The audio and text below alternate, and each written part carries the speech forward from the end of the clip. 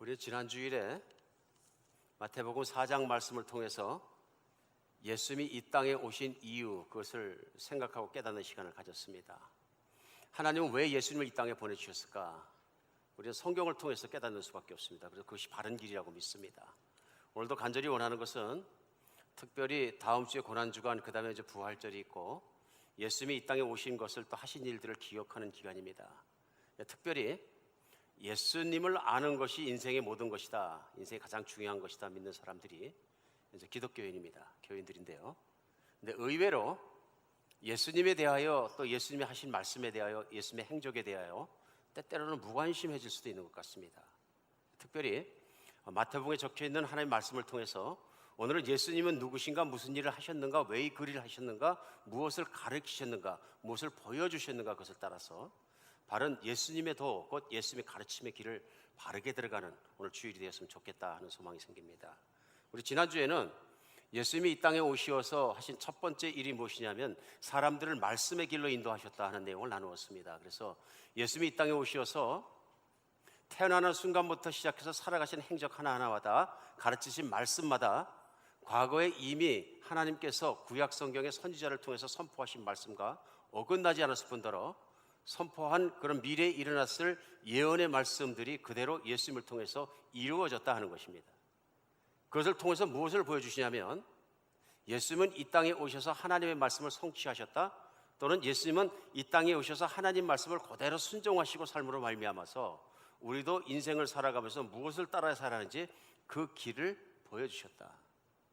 하나님 말씀이 얼마나 소중하고 중요한 것인지 그 말씀을 따라 사는 길을 먼저 모범을 보여주시고 우리로 따르게 하신 분이 예수님이시다. 그리고 두 번째 배운 것은 뭐냐면요, 예수님은 이 땅에 오셔서 우리를 천국으로 인도하신다, 이끄신다 하는 내용입니다. 왜냐하면 예수님께서 마태복음 4장에 나왔던 것처럼 첫 번째 이 땅에서 전하신 메시지가 뭐냐면 회개하라, 천국이 가까웠느냐. 어디를 가시던 예수님께서는 천국 복음을 전하셨고요, 모든 이 땅에 거하시는 기간 때는 모든 가르침 속의 핵심적인 단어는 천국입니다. 다리 풀어서 얘기하면 하나님의 나라이고요, 심지어는 십자가에 돌아가시고 3일 만에 부활하시고 난 다음에 승천하시기까지 40일을 계셨는데 성경은 40일 동안 예수님께서 제자들에게 천국에 대하여 가르치셨다고 전하고 있습니다. 그러니까 예수님은 언제라도 전하실 때마다 말씀의 핵심 속의 중심 단어가 되는 것은 천국입니다. 천국.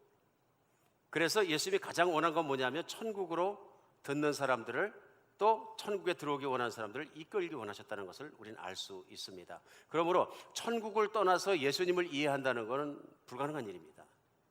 천국 얼마나 중요한 단어인지 모른다. 그래서 예수님께서는 천국의 복음을 전하셨습니다. 지난주에 우리 헤어지고 나서 오늘은 본문이 마태복음 4장에서 11장까지 훌쩍 넘어왔습니다만은 예수님이 하신 일들이 마태복음에 그 다음에 차곡차곡 나와 있습니다. 그래서 5장에서 7장까지는 천국 백성은 이런 사람들이 된다, 그 다음에 천국 백성은 이렇게 산다 하는 것을 말씀하셨어요. 그리고 8장, 9장으로 넘어가면서 뭘 보여주시냐면 사람들이 그 천국을 알아볼 수 있도록, 느낄 수 있도록, 붙잡을 수 있도록 현장을 열어주셨어요. 그 천국을 열어주시는 현장에 마태복음 8장 9절에 제가 이제 쭉 정리를 해봤는데요, 어떻게 하셨냐면요, 가시면서 한센병 환자를 고쳐주시고 중풍병이 든 사람을 고치셨어요. 베드로 장모의 열병을 고쳐주시고 물결로 인해 배가 뒤집히는 위기 속에서 벌벌 떠던 제자들을 폭풍에 대해서 조용하라 명령하심으로 구해주셨어요. 귀신이 들려서 무덤 가운데 살던 사람을 구하시고 또 다른 중풍병자를 고쳐주셨습니다. 12해 동안 혈루증을 앓던 여인을 고쳐주시고 죽은 소녀를 다시 살려내셨어요. 길을 가시다가 간절히 애원하는 2명의 시각장애인을 고쳐주셨어요. 그러니까 8장 9장 말마다 뭐가 있냐면요, 고통받고 있는 사람들을 질병으로부터 혹은 죽음으로부터 혹은 영적으로, 정신적으로 귀신 들린 자로부터 정신적으로부터 또 자유롭게 하시고 치료해 주셨다 하는 것입니다. 이것이 마구 일어난 것이 아니라 구약 성경의 메시아가 임하시면 이 땅 가운데 일어날 일들입니다. 그러니까 하나님의 천국이 임하실 때 일어날 일들, 이미 구약에 예언하신 그것들을 사람들 앞에서, 특별히 가버나움을 중심으로 사셨던 갈릴리 동네를 중심으로 해갖고 각 동네와 성읍들을 돌아다니면서 이러한 일들을 하셨다 하는 내용이 나옵니다. 실제로 있었던 일이라는 얘기입니다. 그래서 예수님은 자신이 늘 하늘에서 오셨다, 하나님 아버지께서 보내셨다 하고 말씀하셨습니다. 그래서 하나님 아버지께서 하늘에서 보내주시지 않으면 안 되는, 일어날 수 없는 천국의 증거들을 보여주셨어요. 사람이 할 수 없는 것이죠. 그래서 마태복음 9장에서도 이러한 예수님의 사역들을, 천국의 증거들을 본 사람들의 반응이 9장 8절에 나옵니다. 무리가 보고 두려워하며 이런 권능을 사람에게 주신 하나님께 영광 돌리니라.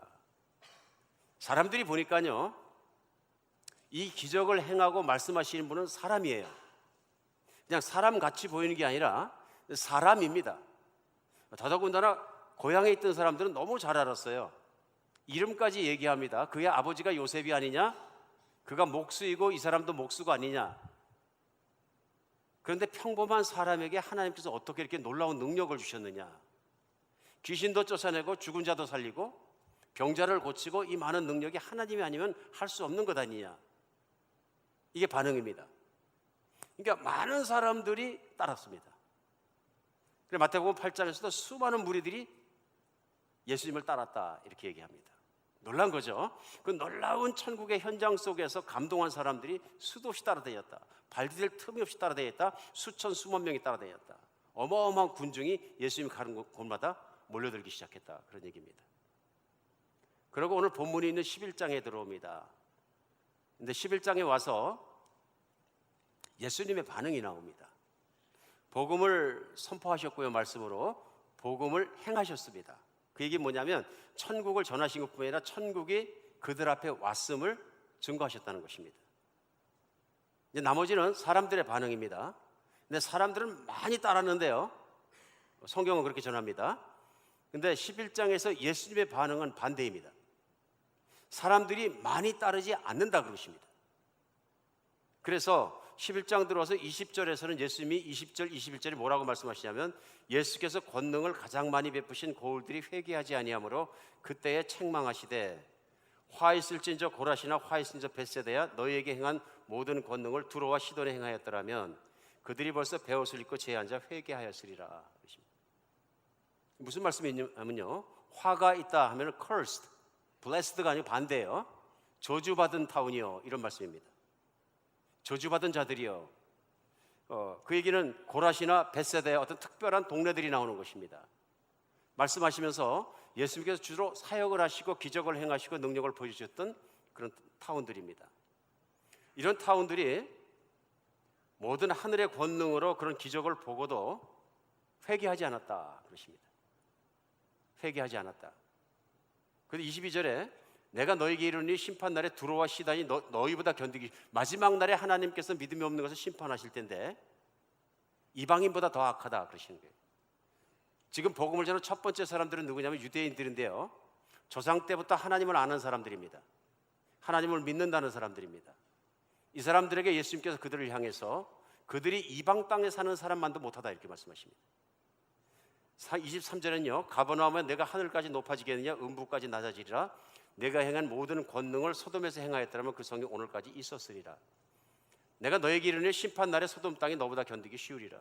무슨 말씀이냐면요, 창세기 예전에 소돔과 고모라 땅이 악을 행하다 하나님 앞에서 하늘에서 불이 내려왔고 멸절당했습니다. 그런데 가버나움이란 동네를 말씀하시면서 만약 너희 동네에서 행한 천국의 기적들을 소돔과 고모라에서 일으키고 천국의 복음을 전해줬더라면 그들은 너희같이 하지 않고 회개하고 땅에 재를 뿌리고 앉아서 하나님 앞에 회개하고 돌아와서 멸망당하지 않았을 것이다.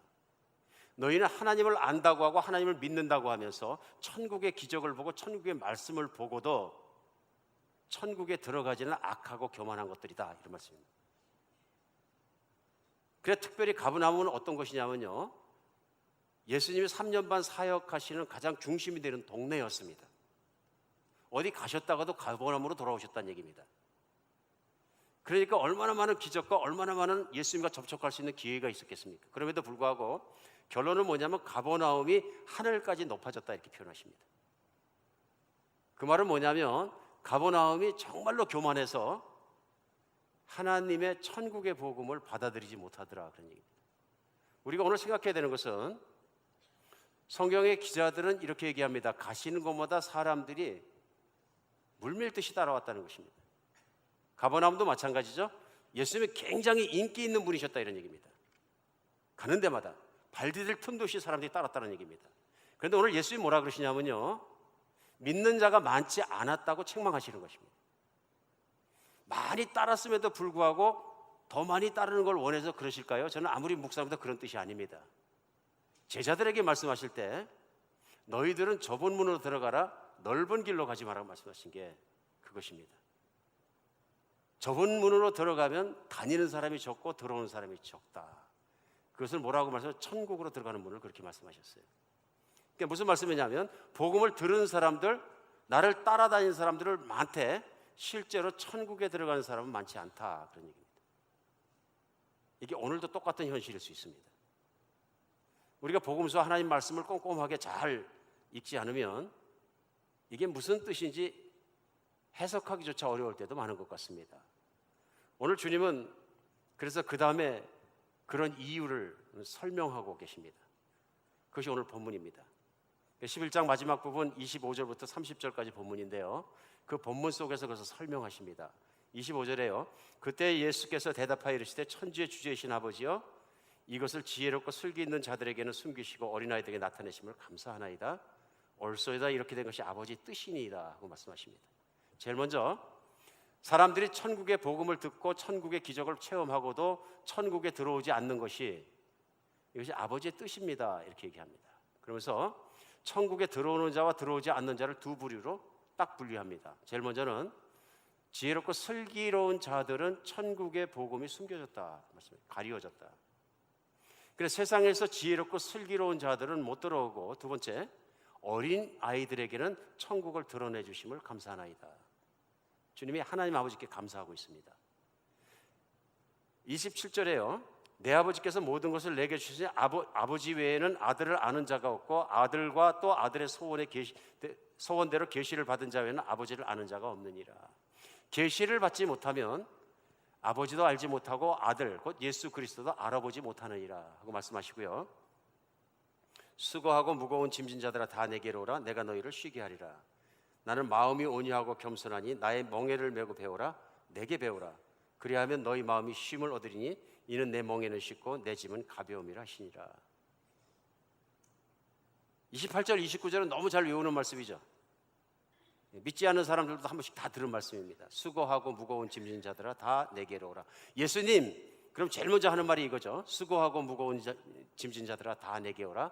너희를 쉬게 하리라. 어떻게 삶을 수고한다는 것이고 어떻게 삶을 쉰다는 것일까요? 이 말씀이 그거 잘만 똑 떼어내서 말씀하면 오해할 수 있겠죠. 근데 중요한 건 앞절에서 붙은 말씀입니다.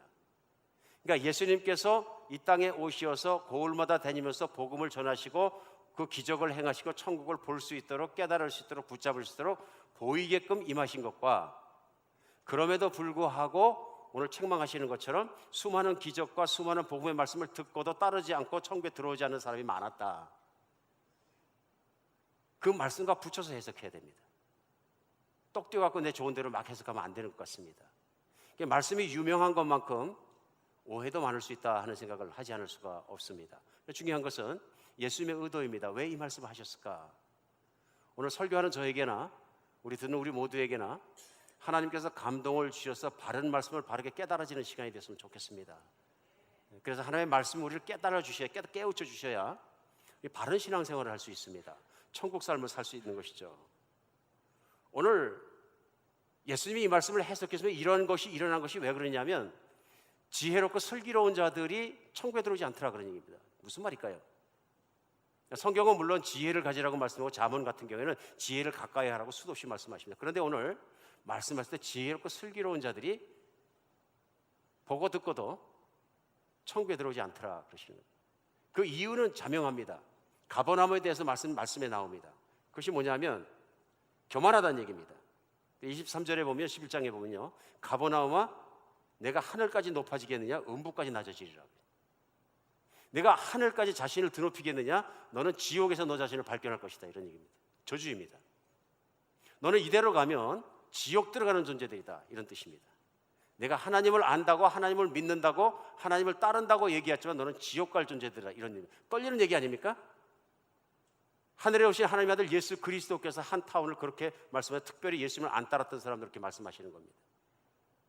왜 그럴까요?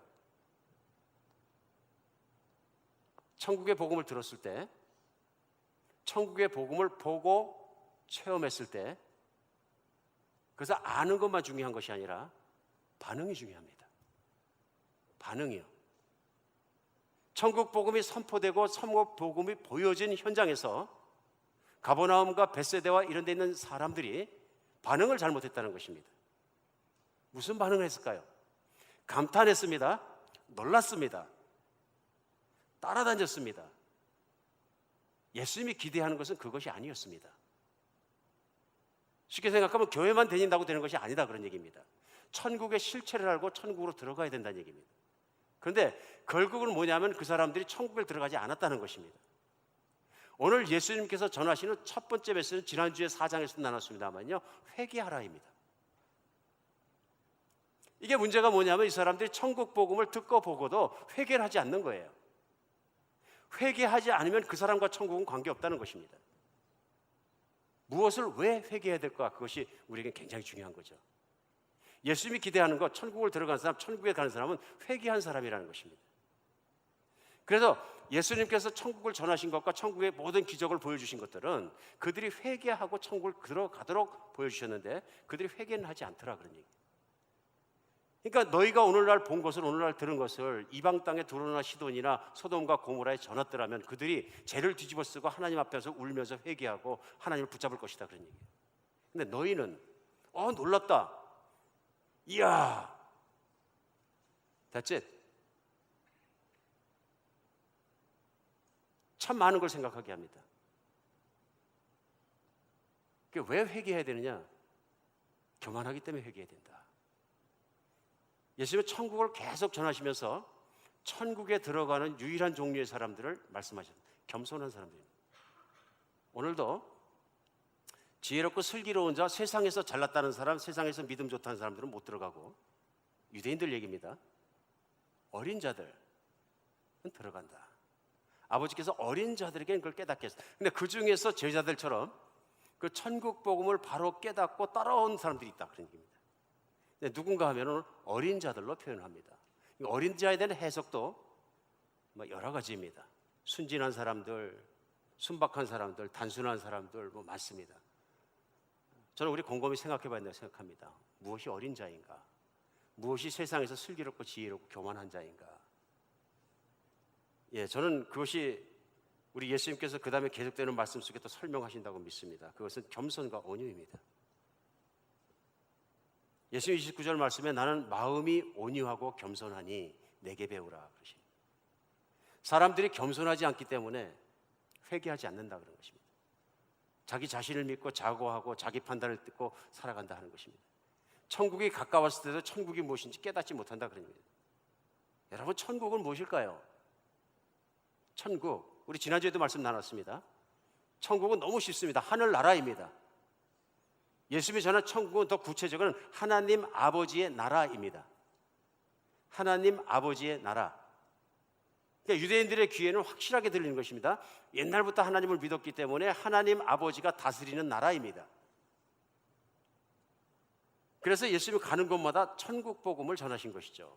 그 말씀은 뭐냐면 하나님의 다스림 안으로 들어오라입니다. 이게 메시지인 거죠. 너희가 하나님 말씀을 따르지도 않고 하나님 말씀대로 살지 않고 순종하지 않고 하나님을 따르지 않기 때문에 하나님 밖에 있고 하나님의 축복 밖에 있기 때문에 회개하고 돌아서서 하나님 말씀 안으로 들어오라는 것입니다. 그래서 천국을 보여줬더니 천국을 보여주니까 하나님 앞에 무릎 꿇고 회개하는 것이 아니라 스스로 잘못 판단하고 회개는 하지 않고 신기하게만 여기더라. 어떤 사람은 판단하고 어떤 사람은 비난하고 어떤 사람은 귀신이 그렇게 한다 그러더라. 아마 사람들이 그렇게 못 믿고 그런 이유 중에 큰 이유 중에 하나는 예수님께서 전적으로 사람이셨기 때문에 그럴 것입니다. 천국의 천사의 모양을 하고 엄청난 모양을 하고 그들을 압도하고 무릎 안 꿇으면 다 죽여 이렇게 했다면, 그 실제로 무릎 안 꿇고 회개하는 사람 몇몇 사람을 잡아 죽였다면은 그 사람들 무릎 꿇고 막 울고 살려달라 그랬을지 모릅니다. 안 그럴까요? 근데 기가 막힌 일이 있습니다. 예수님은 회개해야 되는 그 사람과 똑같은 모습의 사람으로 오셨습니다. 근데 그 사람 중에서도 아주 평범한 사람입니다. 뭐 좀 잘났거나 전국에서 제일 유명한 랍비거나 그럼 무릎 꿇고 뭐 이렇게 할 건데 아주 평범한 사람이 오셨는데, 심지어는 예수님께서 자라는 동네에 있는 사람들은 예수님이 어느 동네 어느 집에서 무엇하고 사는 거 다 압니다. 예수님의 입에서 복음을 들고 기적을 봤던 사람 중에는 요셉의 아들 목수 예수인데 우리 집에 와서 지난번에 밥상 고쳐줬다. 남루한 옷에다가 평범한 얼굴에다가 특별히 평범한 이름입니다. 예수란 이름은 세상에서 제일 평범한 이름 중에 하나입니다. 한국 이름이라면 뭐 영철이, 뭐 순이 이런 이름처럼 흔한 이름입니다. 예수의 이름이 대단해서 그게 아니고요. 예수의 이름만큼 유대인에게 흔한 이름은, 예수의 이름은 유대인 히브리어로는 여호수아라는 이름입니다. 예수아. 이것이 이제 헬라어로 신약성경 시대에 와서는 예수라고 부르고 영어로는 지저스라고 하는 거죠. 스페니쉬, 스페인어와 남미 사람들이 쓰는 말로 하면 헤수스가 되는 거죠. 근데 얼마나 흔한 이름인지 모릅니다. 왜냐하면 여호수아는 유대인들이 동경하는 위대한 장군입니다. 위대한 리더고요. 그래서 자기 자식을 여호수아처럼 데려가서 여호수아라고 이름을 많이 줘준 거죠. 그래서 예수님의 시대의 제사장 중에 아마 5명 이상은 이름이 예수였을 것이다 얘기합니다. 뿐만 아니라 예수님의 시대의 역사를 썼던 유대인 역사가 요세푸스는 그의 책에 따라 역사를 쓰면서 예수라는 이름이 각기 다른 사람입니다. 20번 넘게 나옵니다. 20명도 넘게 나옵니다. 신약성경에도 그렇습니다. 신약성경에서요, 바울의 친구 중에서 유스도라는 예수가 골로새서 4장 11절에 나옵니다. 그리고요, 바브라라는 도시에 선교하러 갔는데 도시의 마술사 중에서 바예수라는 사람이 있습니다. 예수라는 이름 앞에 바를 붙여준 것입니다. 마술사까지도 예수입니다. 아주 흔한 이름입니다. 누군가 농담했어요. 멕시코나 남미에 여행 가갖고 큰 레스토랑에 사람들이 수백 명 앉아서 서서 헤스스 하고 부르면 아마 절반은 일어나서 쳐다볼 거라고. 보통 사람, 보통 이름 평범한 이름이에요. 누군가 예수님이 혼자 걸어가시는데 그 당시에 길에서 만났다면 처음에 인사하는데 나는 예수라고 합니다. 그러면 흔한 이름이고 흔한 사람이에요. 아, 그렇습니까? 동네 옆에 사는 사람인가 보다. 특별하지 않았다는 것입니다. 외모도, 이름도, 삶도, 어쩌면 모든 삶도 중하의 삶을 소득층으로 살아가는 아주 평범한 사람이었다는 것입니다. 하나님은 왜 예수님을 이토록 평범한 사람, 그것도 재정적으로 브레싱을 받지 못한 가난한 가정에 보내셨을까요? 그 당시에 목수는 목수, 석수를 포함해서 존경받지 못하는 직업이었습니다. 배우지 못하고 할 일 없는 사람들이 하는 일이었습니다. 요즘 뭐 기능이 있는 분들도 많이 대접을 받습니다만 아무나 할 수 있다 해서 천대받는 직업 중에 하나였다고 합니다. 왜 그렇게 하셨을까요? 사람들을 시험 들게 하기 위해서 그렇게 하셨을까요? 저는 아니라고 믿습니다. 예수님이 이 땅에 오셔서 보여주시고, 예수님이 이 땅에 오셔서 하시고, 예수님이 이 땅에서 이루셔야 될 일이 처음 시작할 때부터 자명합니다. 그것은 뭐냐면 겸손입니다. 하나님 보실 때 인간이 가지고 있는 가장 심각하고 큰 문제는 교만이라고 판단하신 것입니다. 인간이 구원되는 유일한 길은 겸손해지는 길입니다. 특별히 하나님 앞에서 하나님을 대적한 교만이 인간이 하나님의 천국에 들어오지 못하게 하는 거예요. 하나님의 나라는 말 그대로 하나님의 권능과 권세로 다스리는 나라입니다. 하나님이 하시고 싶은 대로 하는 나라입니다. 하나님이 주인이시고요, 하나님이 주권자이시기 때문에 그 권세로 다스리는 곳입니다. 천국은, 성경에 나타난 천국은 전체적으로 하나님과 다스림이라는 의미입니다. 그러니까 어디든 무엇이든 어떤 것이든 하나님의 다스림 안에 있으면 하나님 나라입니다. 그러나 하나님 다스림 밖으로 나아갔을 때는 천국이 아닌 것이 되는 것이죠. 오늘 예수님께서 천국이 가까웠느니라 천국 복음을 전하신 것은 하나님이 강력하게 유대인들에게 예수님 계실 때 주시는 하나님의 다스림 안으로 들어올 시간이 되었느니라 하는 은혜의 시대를 선포하시는 거죠. 오늘 예수님께서는 그런 인생을 사시고 그런 삶을 사시고 그런 사역을 하셨기 때문에 예수님 자신이 사람으로 오셔서 그런 겸손한 삶, 하나님 앞에 겸비한 삶을 사셔야 됐고 그 삶을 사신 것입니다. 예수님은 이 땅에 오셔서 항상 말씀하셔서 나는 하나님의 아들이다. 하늘에서 하나님께서 나를 보내셨다. 너희는 나를 따르라 그러셨어요. 그러심에도 불구하고 계속 전하는 메시지는 나는 아니다가 너무나 많습니다. 특별히 요한복음은 반복해서 할 수 없이 많은 경우에 나는 아니다가 나옵니다. 5장 19절이에요. 그러므로 예수께서 그들에게 이르시며 내가 진실로 진실로 너에게 이르니 아들이 아버지께서 하신 일을 보지 않고는 아무것도 스스로 할 수 없나니 아버지께서 행하시는 것을 아들도 그와 같이 행하느니라. 나는 홀로 스스로는 아무것도 할 수 없다. 나는 무능하다 말씀하시는 거예요. 아버지께서 하시는 그 일을 내가 할 뿐이지 나는 내 뜻대로 내 마음대로 하는 것이 아무것도 없다 그러시는 거예요. 5장 30절이에요. 내가 아무것도 스스로 할 수 없노라. 듣는 대로 심판하니 나는 나의 뜻대로 하려 하지 않고 나를 보내신 이의 뜻대로 하려 하면 내 심판은 의로우니라. 내가 무엇을 판단하든 심판하든 의로운 것은 나는 내 뜻대로 하거나 살지 않고 내 안에 계신 아버지의 뜻대로 하기 때문에 그런 것이니라. 나는 아니다예요. 6장 38절 내가 하늘에서 내려온 것은 내 뜻을 행하려 함이 아니다. 7장 16절 예수께서 대답하여 이르시되 내 교훈은 내 것이 아니요 나를 보내신 이의 것이니라. 보이십니까? 이 뒤에도 뭐 수도 없이 많습니다. 제가 이만큼 찾아놨는데 다 못 비쳤습니다. 나는 아니다입니다. 반대로 뭡니까? 이 모든 것은 내 안에 계시고 나와 함께 계신 아버지의 뜻대로 하는 것이다. 나중에는 답답하니까 제대로 나와 아버지는 하나니라. 내가 아버지의 뜻을 다 따라가지 않으면 하나가 되겠느냐 이런 뜻입니다. 그런데 이 땅에 사람으로 오신 거예요. 사람이 이 땅에 살아가면서 마땅히 걸어가고 살아가야 될 도리와 길이 무엇이냐면 예수님께서 걸어가신 길이에요. 그래서 예수님은 내가 곧 길이요 진리요 생명이다. 나로 말미암지 않고선 아버지께로 올 자가 없느니라. 그리고 겸손의 길을 십자가에 못 박혀 죽으실 때까지 가신 거예요. 십자가에 못 박혀 돌아가시는 것은 예수님의 뜻이 아니었어요. 힘들어 하셨어요. 그럼에도 불구하고 죽기까지 아버지가 원하시는 길을 걸어가셨다 그런 얘기예요. 이것이 뭐냐면 겸손의 순종입니다. 인간은 본질적으로 창조자 하나님 앞에 겸손해야 된다는 거예요. 그 겸손이 무엇이냐면 인간은 본질적으로 창조자 앞에 창조자의 뜻대로 살아야 된다는 것입니다. 인간은 본질적으로 하나님 창조자 앞에 그분의 말씀을 따라 살지 않으면 그분의 심판을 피할 수가 없다 이것입니다. 이스라엘 백성들이 당시에 조상이 아브라함이고 하나님을 만났고 그 아들들도 하나님을 만났고 하나님이 주신 말씀이 있고 모든 블레싱이 있고 성전이 있고 다 있을지라도 이스라엘 백성으로 태어났기 때문에 하나님의 다스림 속에 들어가는 것이 아니라 스스로 겸비하고 겸손하여서 하나님 말씀대로 살아야 자녀라는 얘기입니다. 믿으십니까? 이게 메시지인 거죠.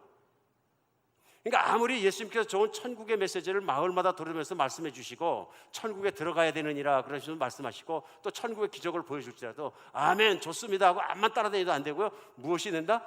자기가 하나님 말씀대로 살지 못하고 천국을 떠나고 하나님의 다스림 밖에 있었던 걸 후회하고 돌아서고 하나님 앞에 들어와야 된다 이런 얘기입니다.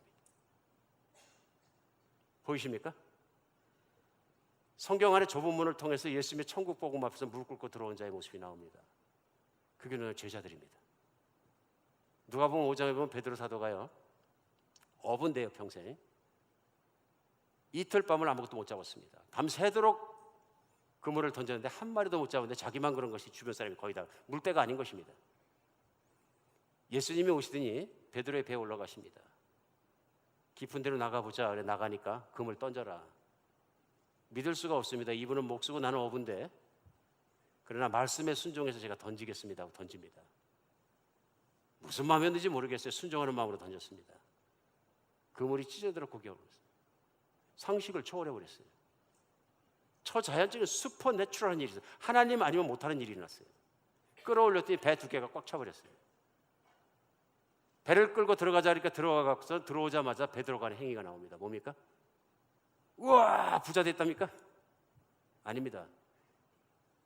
누가복음 5장 8절은 이렇게 적습니다. 시몬 베드로가 이를 보고 예수의 무릎 앞에 엎드려 이르되 주여 나를 떠나서 나는 죄인이다. 시몬 베드로가 기적이 일어난 현장 속에서 그 기적을 보고 그의 반응이 뭐냐면 와 좋다가 아니고요. 예수님의 무릎 앞에 엎드려 발을 붙잡고 엎드려서 주여 나를 떠나십시오. 나는 죄인입니다. 보아하니 주님은 하늘에서 오신 분이신데 메시아이신데 놀라우신 분이신데 내가 살아서 나 같은 죄인이 하나님 보면 난 죽습니다. 정죄받습니다. 심판받습니다. 차라리 나를 이대로 내버려 두시옵소서. 감당하지 못하겠다는 얘기입니다. 무슨 얘기냐면 하나님의 영광 앞에 하나님의 능력 앞에 자신의 더러움과 자신의 불신함과 자기가 살아왔던 과거와 하나님을 바로 따라가지 못했던 더러움을 보게 된 거예요. 이게 바른 반응입니다. 이게 회개인 거죠. 회개하는 베드로를 예수님께서 용서해 주시고 너는 나를 따라오러 잡아당겨서 그를 제자를 삼아 주신 거예요. 이게 천국으로 들어가는 길입니다. 반대의 경우가 있습니다. 동일한 시대에 하나님의 천국을 들어가기 원했던 사람이 있습니다. 그 사람의 이름이 사울이란 청년인데요. 하나님께 인정받고 천국에 들어가고 싶어서 율법을 미친 듯이 공부했습니다. 당시의 최고의 선생으로 말하는 가말리엘이라는 선생 밑에서 철저히 공부했습니다. 그리고 하나님의 섬기기 위한 마음으로 충만해졌습니다. 그런데 바로 그때에 예수님이 나타나고 제자들이 등장하고 복음이 선포된 것입니다. 그가 그것을 다 들었습니다. 근데 그 당시에 그를 가르치던 선생이나 그 당시에 제사장들이나 그 종교의 유대인들의 주류에 있던 사람들은 예수님을 이단으로 낙인이 찍었고 그리고 제자들도 이단으로 낙인이 찍혔습니다. 그래서 사울이란 청년이 그 맨 앞에 나서서 이단으로 낙인이 찍힌 기독교인들을 핍박하기 시작해서 왜 했느냐면요, 하나님께 옳은 길을 가기 위해서 했습니다. 그런데 그가 하지 않은 것이 있습니다.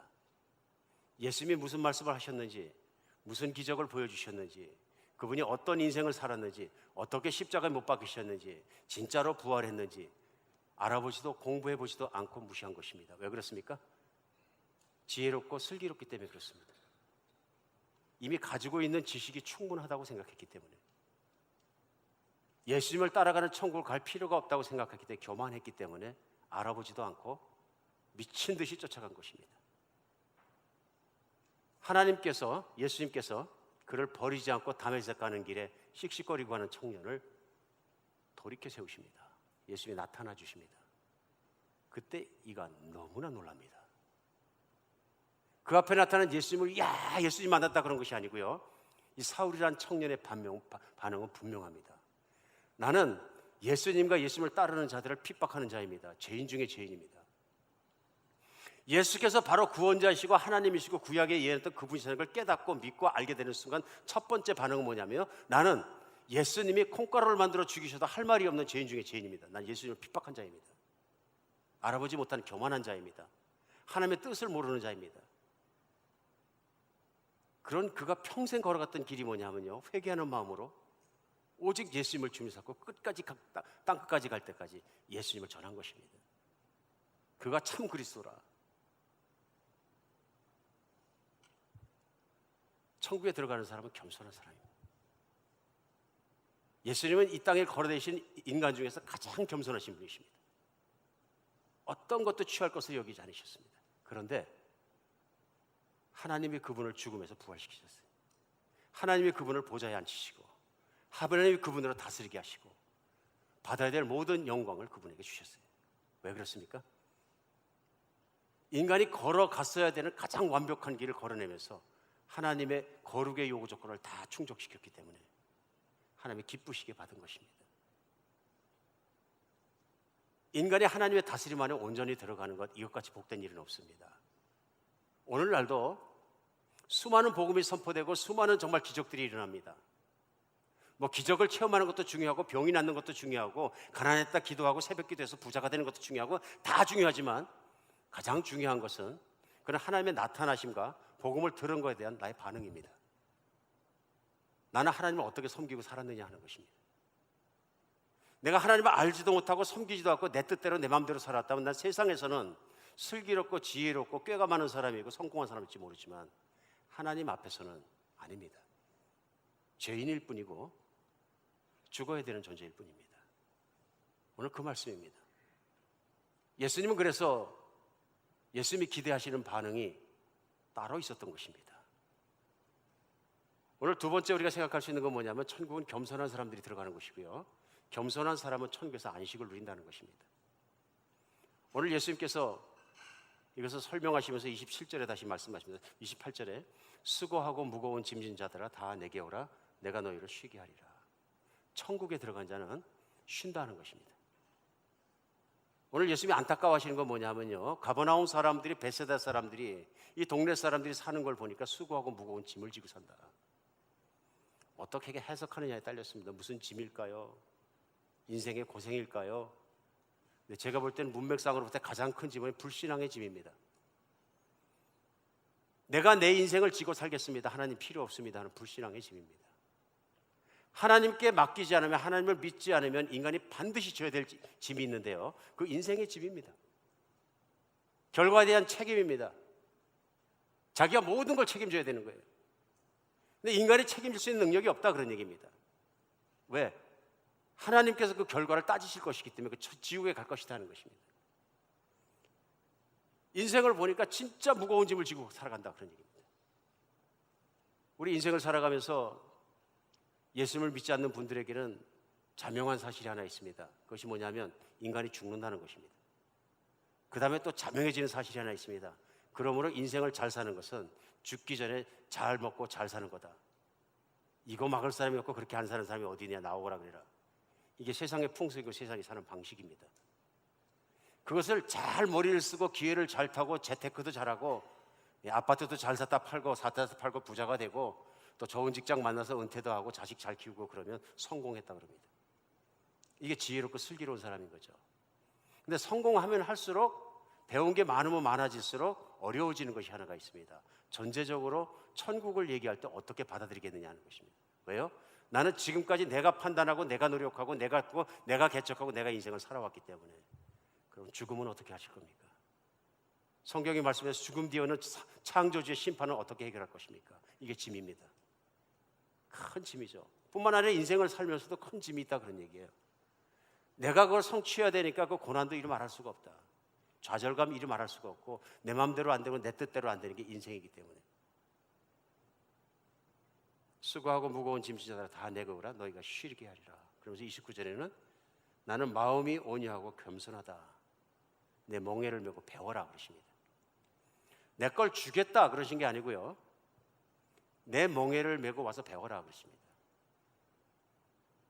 그런데 그 당시에 이스라엘을 걸어대 있던, 또는 전 세계를 걸어대 있던 사람 중에 가장 쉬고 가장 안식하고 편안했던 분은 예수님이십니다.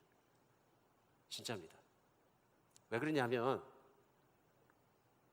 그때 당시에 로마 시대였었는데요, 예수님을 목격했던 로마군 장교가 자기 지휘관에게 보고하면서 유대 땅에 예수라는 사람이 있어 무리를 일으켜 수많은 사람이 따라다니면서 정치적 소용이 일어난 것 같은데, 자기가 지나가다 만난 예수를 그려놓은 글이 있습니다. 내가 길을 지나다 예수라는 사람이 사람들이 가득 모여있는데 가르치는 걸 보았는데 거기 떴습니다. 나는 태어나서 세상에서 그렇게 평안한 얼굴을 본 적이 없습니다. 평안하시다.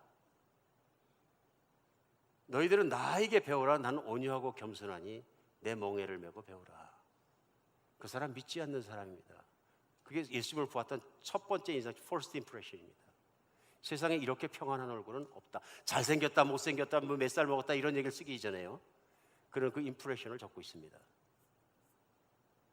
오늘 예수님 무슨 말씀이냐면요, 예수님은 온전하게 하나님 아버지의 다스림 밑에 있다, 그런 얘기입니다. 그래서 예수님께서 첫 번째 메시지를 시작하시는 마태복음 4장, 지난주에 말씀 나누고 5장 들어가면 첫 번째 제자들이 나고 제자들에게 일러서 말씀하시기에 이런 사람이 천국에 들어간 사람이니라 하고 말씀하시면서 첫 번째, 심령이 가난한 자, 자기가 잘났다는 사람이 아니라 하나님 없이는 못 산다고 매달리는 가난한 자, 겸손한 자, 온유한 자, 천국이 그들 것이다. 그러니까 심령이 가난한 자, 애통하는 자, 온유하는 자, 마음이 청결한 자, 의를 줄이고 의를 사모하는 자, 다 무슨 사람들이냐면요, 세상에서 자기를 의지 않고 하나님을 찾는 자들이에요. 그러니까 5장부터 시작한 산상수는 7장까지 계속되는데요, 7장 말씀까지 전체가 뭐냐면요, 마음이 가난한 자 혹은 심령이 겸손한 자, 나와 같이 온유한 자, 천국을 소유한 자는 이렇게 살아야 하느니라고 말씀하시는 거예요. 두 가지를 말씀합니다. 천국 밖에 있는 사람들의 삶의 모습, 천국 안에 있는 사람, 다스림 안에 있는 삶의 모습이 산상수훈이라고 얘기하는 5장에서 7장까지 나오는 거예요. 그러니까 5장에서 7장을 한 줄로 줄인다 그러면 하나님의 다스림 안에 살아가는 사람들의 삶이에요. 거기 뭐가 나옵니까? 자랑도 하지 마라, 남을 비판도 하지 마라, 쭉 말씀이 나오면서요, 7장 가면 무슨 말씀, 6장 가면 무슨 말씀 나옵니까? 무엇을 먹을까, 무엇을 마실까, 무엇을 입을까 걱정하지 마라. 이건 다 이방인들이 구하는 것이라. 이방인은 누구예요? 하나님 나라 밖에 있는 사람들, 하나님 다스림을 받지 못하는 사람들이 구하는 것이냐. 그건 지혜롭고 슬기롭고, 오늘 표현에 의하면 자기 힘으로 살아가는 사람들은 걱정한다. 그래서 그것을 위해서 인생을 쓰고 그것 때문에 울고 그것 때문에 웃고 난리를 치다가 하나님의 심판 앞에 나간다. 그렇지 않은 사람은 어떤 사람이냐? 하나님 아버지께 모든 것을 맡기고 그분의 판단과 조처대로 따라서 살아가는 자다. 그리고 7장의 맨 마지막 산상수훈의 맨 마지막 결론이 이겁니다. 너희는 그의 나라와 의를 구하라. 그의 나라 뭐예요? 하나님의 전적으로 나를 다스려짐과 내 인생의 다스려짐을 하나님께 구하라. 그러면 나머지 인생에 필요한 것과 채우는 것과 인생의 모든 현실적인 문제들은 아버지께서 책임지실 문제니라. 그것이 다스림이고 그것이 천국입니다. 걱정, 건심 많고 두려움이 많고 막 이런 거 뭐냐면 불신앙 가운데 있고 아버지를 아버지로, 하나님을 하나님으로 대하지 않는 사람의 대표적인 모습이다, 그 얘기를 하신 거죠. 오늘 그러면서 많은 사람들이 하나님 천국 안에 살아가는 것을 누리기를 원하셨는데 8장 9장에 오늘 말씀 화두에 설명드린 것처럼 말씀으로 선포도 해주시고 천국을 증거를 보여주시기도 했는데 사람들이 회개하고 자기 길을 계속 가더라, 그런 얘기. 내 인생은 나의 것하고. 그래서 오늘 주님 말씀은 천국에 있는 자는 쉼을 얻는다 그러시는 거예요. 내가 아무것도 가진 것이 없지만, 아무 권세도 없는 것처럼 보이지만 나는 내 안에 아버지가 계심으로 모든 걸 가졌느니라. 부러운 것도 없고 갖고 싶은 것도 없고 아버지께서 나를 다스리시고 아버지의 능력이 내 안에 있고 모든 것이 있으면 내가 걱정하지 않는다 하신 거죠. 그래서 산상수훈인 마태복음 7장에서는 가끔 이해하기 어려운 말씀을 하세요. 마지막 날에 이르러 어떤 사람들이 주여 주여 우리가 주의 이름으로 권능을 행하고 사역을 하고 수많은 사람을 그리스도의 몸으로 불러들였지 않나이까. 예수님이 한마디 하셨어요. 나는 너희들을 전혀 알지 못한다. 불법을 행하는 자들아 내게서 떠나가라. 지옥에 던지겠다 그랬어요. 이 말씀 때문에 얼마나 두려워합니까? 가끔 보면 설교하는 저 같은 목회자한테 잣대를 탁 들이대지 않습니까? 지옥 갈 사람. 그리고 그 기준이 뭡니까? 사역한 게 잘못입니까? 아니죠. 사역한 동기가 잘못인 거죠. 아무리 하나님의 이름으로 예수님의 이름으로 예수님의 사역을 하고 수만 명을 교회로 불러들이고 했을지라도 그것이 너의 성취감이나 내가 이루는 것이나 내가 이룬 것을 위해서, 너를 위해서 그 일을 하였다면 그것은 너에게 화가 될 뿐이지 득이 될 게 아무것도 없다 그런 얘기.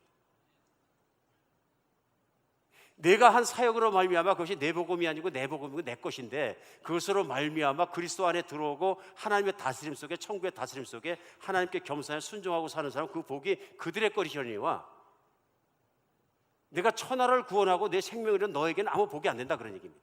이해 가십니까?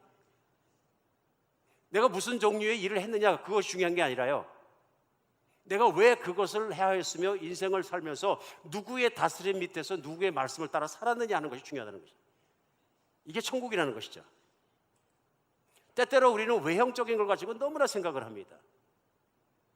여러분, 해외를 선교하는 것도, 모든 것이 복음화되는 것도, 땅끝까지 복음화되는 것도 하나님이 하실 일입니다. 때에 따른 복음화를 하는 선교의 일조차도 인간을 위한 것일 수 있다. 자기의 성취감이나 자기의 욕심을 다루기 위해서 했다면은, 동기가 그렇다면 그로 말미암아 복음은 전해지겠지만 본인은 구원받지 못한다 그러시는 거예요. 무서운 일이죠. 놀라운 일입니다. 우리 가끔은 성경을 읽으면서 이 말씀을 어떻게 해석해야 되냐 참 어려울 때가 있지만 예수님과 예수님이 하신 일과 그분이 핵심적으로 말씀하신 천국이란 단어에다가 우리가 놓고 맞춰볼 때는 분명한 내용들입니다. 이해하기 참 쉬운 내용들인 것 같습니다. 그렇지 않습니까? 결국은 뭡니까? 천국에 들어가라, 회개하라, 네 스스로 살려 하지 말고 아버지의 다스림 속에 그분의 뜻을 따라서 하루하루 한 발짝 한 발짝 살아가라. 그 인생을 내가 태어날 때부터 십자가에 못 박혀 승천할 때까지 살았고, 누구든지 구원받기 원하느냐? 내가 간 그 길을 너도 따라서 너 자신을 부여하는 내 십자가를 메고 너도 한 발짝 한 발짝 아버지의 뜻을 구하고 따라 살아라. 오늘의 삶이 어려울 수 있습니다. 오늘의 삶이 어떨지라도 오늘 주시는 환경 때문에 씨름하지 말고 하나님의 뜻을 구하고 내가 오늘을 살아가야 되는 하나님의 뜻을 구해서 그것을 알았으면 오늘 만족하고 또박또박 걸어가라는 것입니다. 그러면 천국의 증거가 따라옵니다. 우리 예수님 마지막 날에 하나님께서 부활시키시고 보좌에 앉히시고 놀라운 영광을 주셨어요. 권세를 주시고요. 세상을 이기는 자는 우리 요한계시록 나눌 때 나눴습니다. 그래서 너희가 세상의 욕망도 교만한 것도 마귀가 부추기는 것도 내 자신을 위해 살라고 하는 소리들도 다 이기고 아버지의 뜻만 살아면 이기는 자입니다. 내가 이기고 보좌에 앉은 것처럼 나도 너희를 내 옆에 보좌에 앉게 해주겠다. 내 영광을 주겠다. 이게 부르심입니다. 오늘 정말로 하나님의 뜻이 깨달아지는 여러분과 제가 되었으면 좋겠습니다. 천국은 내가 온전한 하나님의 다스림 밑으로 들어가는 것입니다. 내가 만약 그렇게 살지 못해서 우리가 들어갈 길을 열어주신 것이 회개입니다. 내가 고집스럽게 살았습니다. 교만하게 살았습니다. 나를 너무 많이 의지했습니다. 내 지식을 의지했습니다. 내 판단을 의지했습니다. 그렇지 않습니까? 하나님의 공동체 교회도 마찬가지인 것 같습니다. 육신을 따라 살면, 내 육신을 섬기면 교회에 무수한 문제가 생깁니다. 그러나 주의 뜻을 구하고 주님 앞에 무릎 꿇고 항상 기도하면 교회는 이 세상에서 가장 조용하고 아름다운 곳이 됩니다. 쉴 만한 곳이 됩니다. 정말입니다. 우리 고난주간이 다가옵니다. 특세 때 나와서 내 인생에 가지고 있는 문제나 어려움이나 두려움이나 그 무엇이 있을지라도 하나님께 내놓고 맡기고 자유함을 받는 여러분과 제가 되었으면 좋겠습니다. 그 붙잡히는 건 내가 주인이기 때문에 붙잡히는 거 아닙니까? 믿음이 연약해서 그런 것 아닙니까? 내가 천국 안에서 하나님 아버지의 다스림을 온전하게 들어가지 못해서 그런 것 아닙니까? 고난주간에 우리 예수 그리스도 온전한 다스림 속에 죽기까지 그 길을 걸어 순종했던 겸손한 예수 그리스도의 멍에를 메고 한번 생각하며 주님 앞에 나가는 여러분과 제가 되었으면 좋겠습니다. 그것을 인생의 승리라고 얘기합니다. 신앙생활의 승리는, 인생의 승리는 내가 뭘 이뤄내서 많이 이뤘기 때문에 승리한 것이 아니라 내가 그리스도와 같이 그 길을 쫓아서 아버지만을 바라보고 그분의 뜻을 따라 살아낸 것이 승리입니다. 정말 천국을 들어가고 체험하고 이루어가는 여러분과 제가 되었으면 좋겠습니다. 하나님은 살아계십니다. 하나님 살아계십니다. 기도하겠습니다.